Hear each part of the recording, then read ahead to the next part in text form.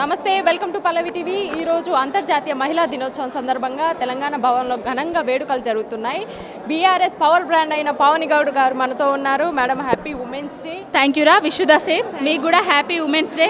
మహిళగా ఒక జర్నలిస్ట్గా చాలా సేవలు చేస్తున్నావు. అండ్ ఈ మహిళా దినోత్సవం సందర్భంగా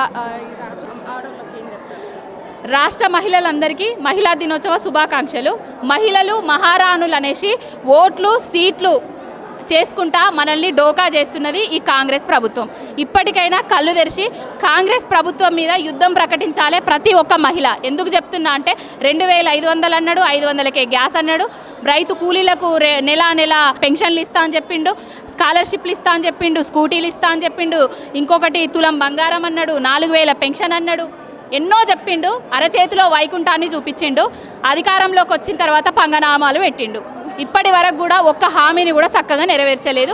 మహిళలకు ఫ్రీ బస్ అనేసి మహిళల గౌరవం భంగం కలిగే విధంగా బస్సుల శాతాన్ని పెంచకుండా, ట్రిప్పులను పెంచకుండా మహిళలకు అన్యాయం చేస్తున్నాడు ఈ రేవంత్ రెడ్డి అనేటోడు. అయితే ఇప్పుడు ఈ 4 ఏళ్లలో 1 మంది మహిళల్ని నేను కోటీశ్వర్లను చేస్తా అని అన్నారు. అది అవుతుందంటారా? ఆల్రెడీ ఒక్కేడు అయిపోయింది. ఆ ఒక్కేళ్ళ ఎంతమంది కోటీశ్వర్లను చేసిండండి?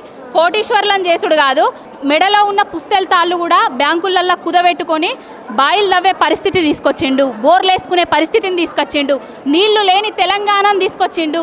నీళ్ల కోసం ఆడబిడ్డలు బిందెలు ఎత్తుకొని పోయే కిలోమీటర్ల మీద పోయే తెలంగాణను తీసుకొచ్చిండు.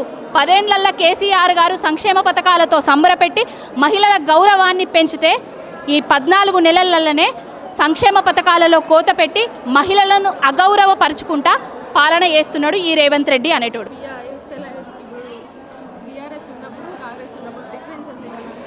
బీఆర్ఎస్ ఉన్నప్పుడు కేసీఆర్ గారి పాలనలో పుట్టబోయే బిడ్డ దగ్గర నుంచి వెళ్ళి కాటికి కాల్జాపే ముసలమ్మల వరకు కూడా సంక్షేమ పథకాలు అందినాయి. కాంగ్రెస్ పాలనలో పుట్టబోయే బిడ్డ దగ్గర నుంచి వెళ్ళి కాటికి కాల్జాపే ముసలమ్మల వరకు మోసం కుట్రలు జరిగినాయి.